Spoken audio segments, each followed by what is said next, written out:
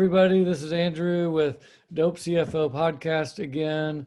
Today we got a very interesting one. We have Paula Collins, I believe lives in New York City. I'm going to let you clarify that as well. Paula wears many hats, many different roles: accountant, tax preparer, legal professional, business consultant. I'm just going to read your titles here. So you're an enrolled agent, an MBA, a lawyer, and an education specialist with over 10 years experience in tax prep. Wow. From including everything from nonprofits to high net individuals. We're going to dive in deep into some of that, the recent tax issues as well. So you got into cannabis as well. Oh, I'm thinking a year ago. Clarify me if I'm wrong on that.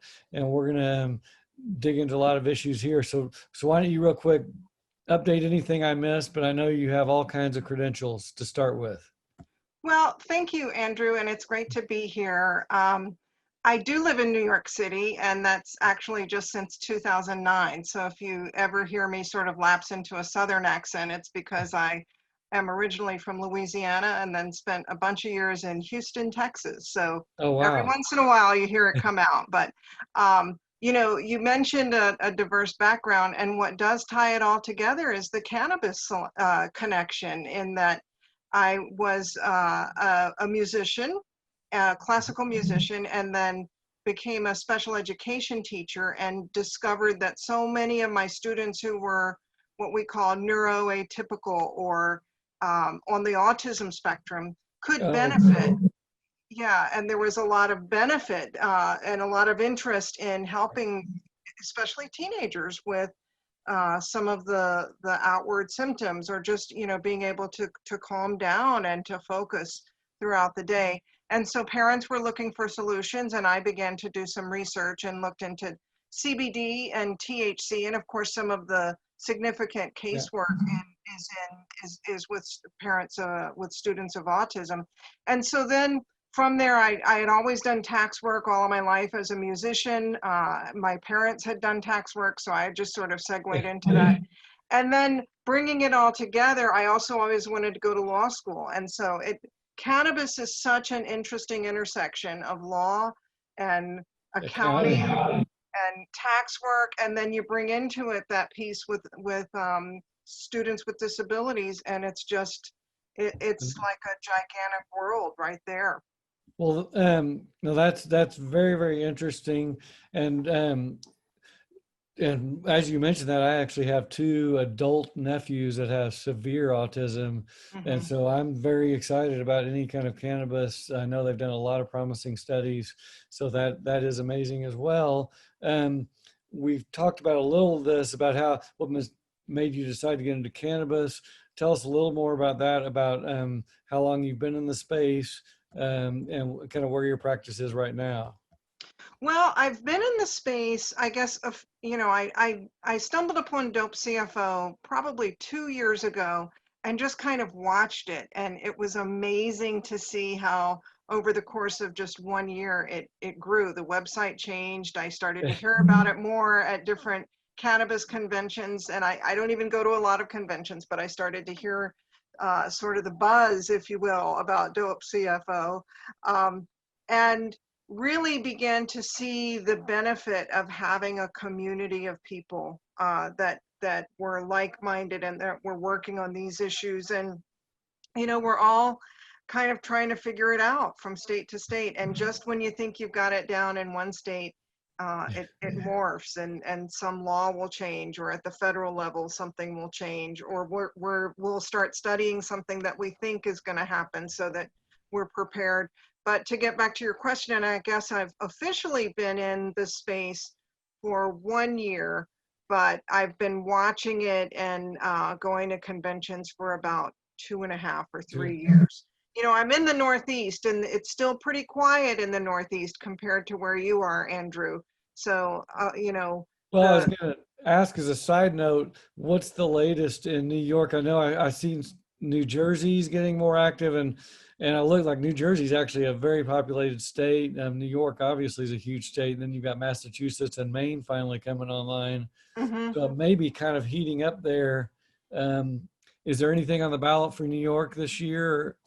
For New York, there's nothing on the ballot, but we thought we were going to be able to put it on the ballot, but then COVID happened and all Shut bets were everything. off. And so the assembly, which is what we call our legislative body, kind of suspended any discussion about that just to deal with COVID. And as you all know, that New York was kind of it Ground was very Central. bleak.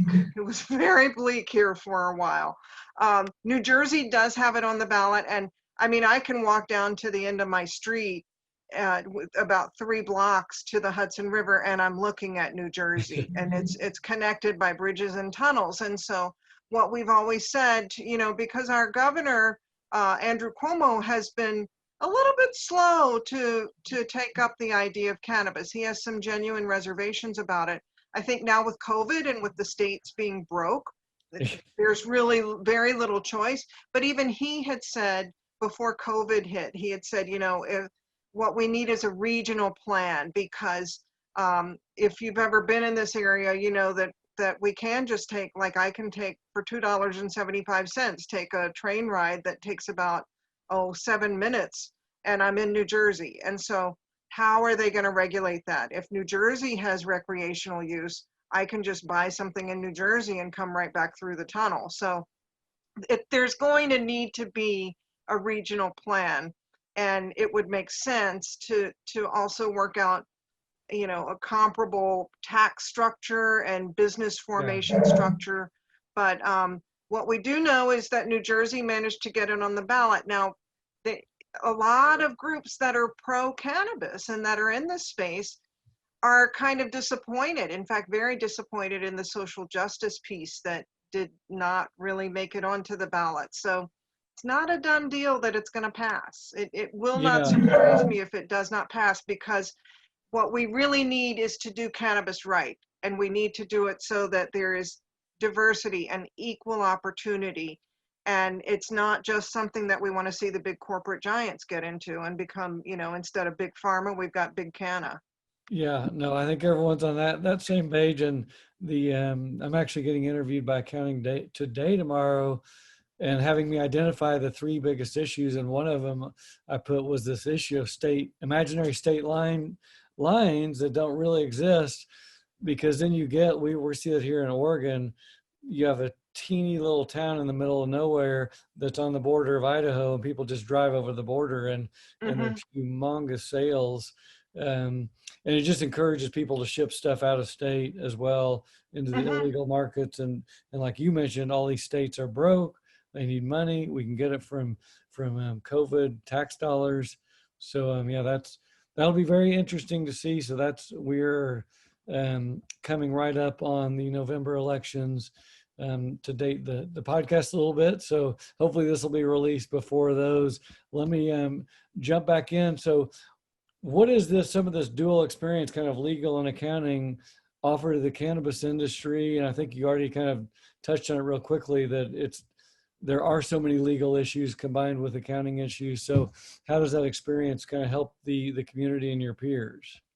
Well, I think the thing that I wish that people could do is that they would look holistically at their business. And what I like to present to clients or to prospective clients is, you need an accountant, or actually Yeah. sometimes people don't know that they need an accountant, but they need an accountant. They think they can just get by with QuickBooks, but then they can't. Yeah. And that's a whole podcast all on its own, right? But I wish that people would look holistically at their business, and so that they won't have their attorney telling them to do one thing and their accountant telling them to do something very opposite. For example, Oh, it wasn't that long ago that we were really you could go to conventions and you would hear people say, you need 2 different businesses. You need a business that's your cannabis business, and you need another business for everything else. And you would hear these words like, you must bifurcate your business, and people go, ooh, what does that mean? And now we know that the IRS sees right through that. And so yes. you need an attorney who is on board and who knows the law and who can work with the accountant and get those structures in place, as well as, and I like to point this out, it's not just about the business, you've got to protect the business owners. So, Yeah. because you can't go bankrupt. Your cannabis business can't go bankrupt because, you can't have that inventory turned over to a federal trustee because it's a Schedule I substance. So And you brought somehow, up what's a that? good point. You brought up a good point on the whole issue around what type of entity to set up, and then is there going to be a myriad of entity structures or flow chart? And going way back 4 or 5 years, they were proposing things that were like, I would see a single sheet of paper for literally a small business that had like 25 entities on it with all Hmm. kinds of arrows going different ways. And I was like, does this make even accounting and tax sense? Do you really want to have 25 sets of books? Um, and so they were, yeah, so I was having many arguments with attorneys. The attorneys would be there, the owners, and I'd be there, and we'd be arguing about what's best. And so you can kind of at least give that holistic and a little more conservative viewpoint, because like I tell the business owners, that attorney may show up and say, hey, yeah, set up 10 entities and pay me a whole bunch of money to do it for you. Mm. And then I'm long gone. And when the IRS comes 5 years later and says that doesn't work, I guarantee you the attorney's not going to be sitting there helping bail you out at that point, unless they're getting paid even more fees. And so, yeah, be very careful who you listen to. And not only does it not work, it raises a flag in that Oh yeah. review, in that audit. It's like, well, what are you trying to hide here? I remember maybe 2 years ago, I went to NECAN and somebody had, like you say, this one sheet of paper that was just filled with these arrows and boxes, and they were saying, oh, well, we're going to have the lighting company here, and we're going to have the seeds, and then the packaging is a separate LLC. And it's like, what are you thinking? And Yeah. then like what you teach, Andrew, in Dope CFO, always look to what's going to happen. What's your exit strategy? So are you as a business owner really going to be successful presenting this like hodgepodge of Yeah. little LLCs to somebody? Or would it be better to present a whole idea that flows and that can hang together? Yeah, and they are all looking for an exit, that's for sure. And so, yeah, they better be set up both on structure and world-class accounting as well. Um, Let me ask you too about this. You were recently admitted to practice in the U.S. tax court. I know that's prestigious, but tell us more about what does that actually mean, and how do you go about getting that, and how is that going to help you as a cannabis attorney and accountant? Well, it's kind of funny. I'm still trying to figure out what does it mean, but it is a big deal. And Yeah. it's funny because when I announced it on in a couple of different LinkedIn groups and Facebook groups, and then just in my own community here, people were like, "Whoa, wow, that's," and so first of all, it has people kind of sit up and take me seriously, for whatever that's worth, right? It won't buy me a cup of coffee, but they'll take me Yeah. seriously. But what it does for my clients is this.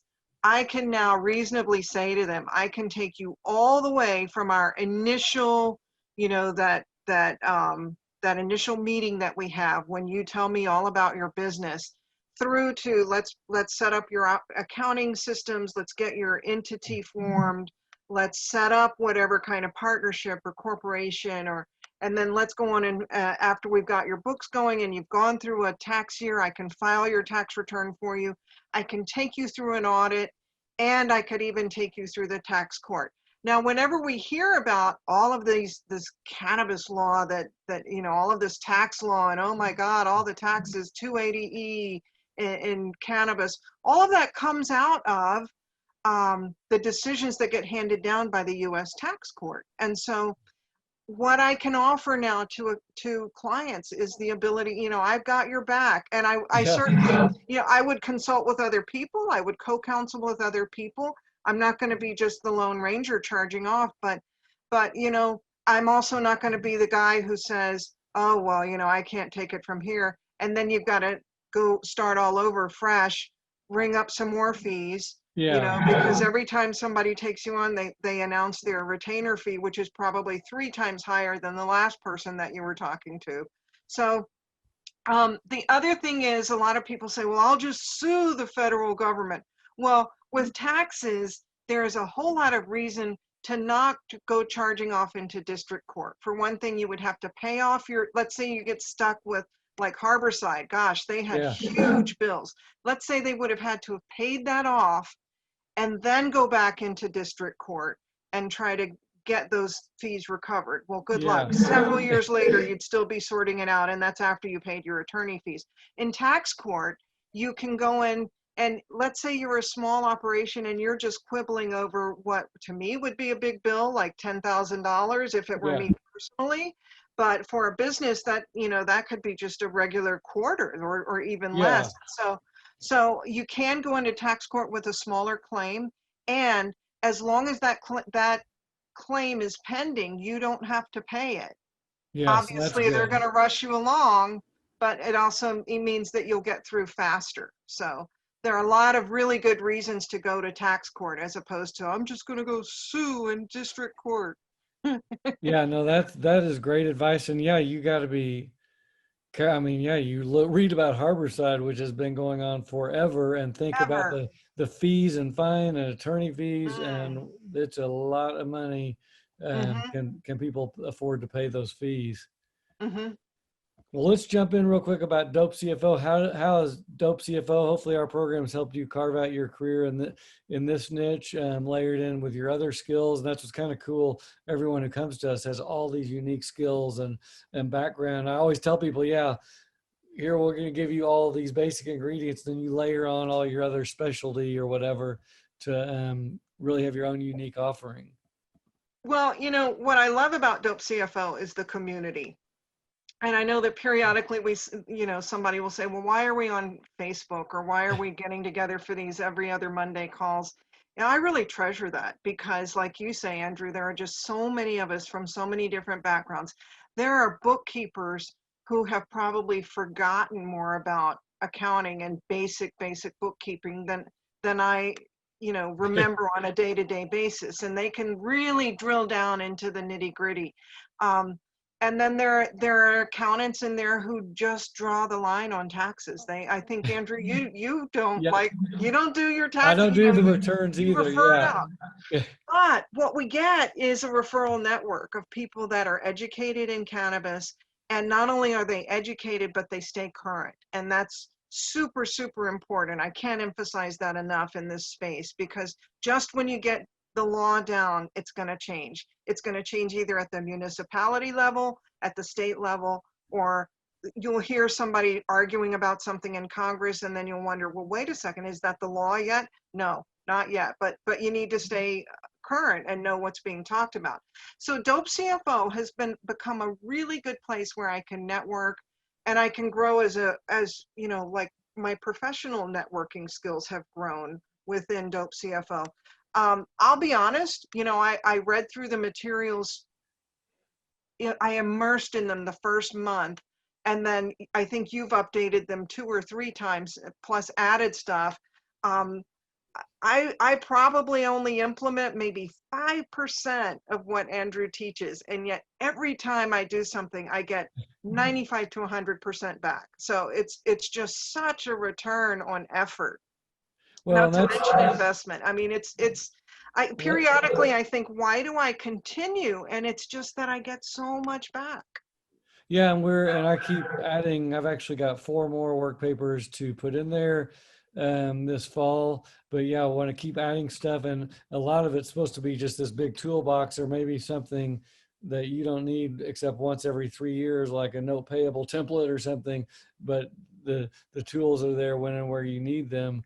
And let's Um, talk about the CBD component that you added, and that certainly is going to grow. You know, I have clients in Massachusetts that just went through a terrible time over the CBD regulations. oh yeah, there's that complexity. Some people say, well, what happens when cannabis is legal like CBD? And I was like, well, it's just going to be more complex and Mm, more regulated, and the FDA is going to be involved. And mm-hmm. so they're going to need us more than ever. I was just scrolling through, you mentioned the community, and this is just from today, people are talking about 1099 issues. We had Mhm. someone talking about adding a mediation clause to an engagement letter, someone looking for a mentor, another person talking about C Corp around Washington, D.C., Mhm. audit services. So we discuss anything and everything. And I think probably, yeah, the level of knowledge in our community is probably the number one source of accounting, legal, tax, cannabis, and CBD knowledge in the US right now. You know, eventually the big four will be there, but they're not there yet. And I think we're way ahead of the game, which is kind of cool. I think so. And really, all of what you talked about, the 1099s, the, I think somebody was talking about an audit or a Yeah, DC return, or maybe those were two separate things. I glanced at it earlier today. But all of those things carry over. Like, let's say you're new in cannabis and you want to segue into it, but all of that information carries over into whatever other area you're yeah, in. Let's say you're an attorney that or an accountant that really works with restaurants. Well, all of that is going to carry over. Um, a lot of accountants just do law firms. Well, that's going to carry over. So that skill set is really just an incredible source. yeah. And also, we post like a zillion times a day, right? I mean, It's sometimes it's very, like, come very, on, stop. Whereas it's, some of the other accounting forums and definitely the legal forums, you'll pop open the app and you'll see, oh, 2016 was the last time somebody posted. Yes, it's like, that's not current. That's not no, something I can build a business on. we are definitely active, and there's going to be some cool new things coming soon, which I'll be telling later in the fall. But where are we? We're still beating my 30-minute timeline. I like to keep these short and get to the substance. You shared so much already, but do you have any other advice or insights for our audience, and or kind of what you're looking forward to? And we've had a crazy year in 2020. Hopefully next year will be better. Well, I think you touched on it. Like, when people say, well, why are you going to invest so much time and energy in cannabis when it's all going to get legal and then it'll be just like any other business? What we've seen with CBD and what we've seen with, let's say, even alcohol and cigarettes, there's so much regulation and so much need to drill down, and I don't see, in fact, when it is de-scheduled, I really think that we're going to see more regulations pop up at the local level. Uh, and so I think in cannabis work as a cannabis professional, either as a lawyer or as an accountant or a bookkeeper or what have you, I think that the best is yet to come because, um, you know, we hear of the heartbreak, like in California and Oh in your yeah. part of the country, Andrew. And then, of course, we hear the heartbreak over here on my side of the country with just, we were shut down. I mean, I didn't leave my little Oh bitty yeah. tiny apartment for something ridiculous like 17 consecutive days. I have friends that didn't leave for 11 weeks. And so, just trying to build back from that, I think that being in this space is really a very hopeful thing, and it's hopeful for the states, it's hopeful for social justice, it's Yeah. also hopeful for you as a professional because it's a place where you can grow. The fun, it's now a 25-year industry, especially in places like Colorado and California. So but it's still new and it's still evolving, so it's a place where everybody's got a level playing field. It's not like you've got the big four in the space and they're going to say, well, we've been here for 60 years and so there's Yeah. no room for you if you're brand new. So if you want an industry where you can come in, spend a few years learning the ropes, and then sleep for the rest of your 25-year career, you need to be aware that it is ever changing. Like, just when you've got it, something huge changes, or there's some case that makes it all the way through the tax court and you've got to relearn everything. But that's an advantage because you can be cutting edge, you can set yourself apart, and so right away you can add value to somebody else's business that, maybe the guy who did come in and just want to take the easy route and go by the information that was 3 years old, he's not going to be relevant anymore. Yeah, no, those are all great points, and it's been so fun, and we're just still at the tip of the iceberg, and it is in a way awesome that all these big firms are coming very late to the game, and yeah, it's gonna take them years to figure all this stuff out and build their little departments and whatnot. So we've got a Yeah. little bit of advantage. Well, gosh, you shared so much amazing stuff, and it's been a crazy year. Hopefully next year will be a little bit more stable with the economy and whatnot, but I think tons of good things. Cannabis really is a bright spot, whether it is social justice or tax dollars or helping with real medical benefits, that we can Hmm. finally actually get real hospitals and universities studying this as a medicine for autism or Hmm. pain or whatever it is. It's a major, Even for COVID. and COVID as well. So see what comes out of that. So, well, thank you so much for coming on here. We've been Thank talking you. about our program, Dope CFO. You can text 345-345. Actually, I said that backwards. You can text Dope CFO, one word, to 345-345, and you'll get more information immediately. And Paula, we'll see you back in the group. And thanks so much for coming. Okay, thank you, Andrew.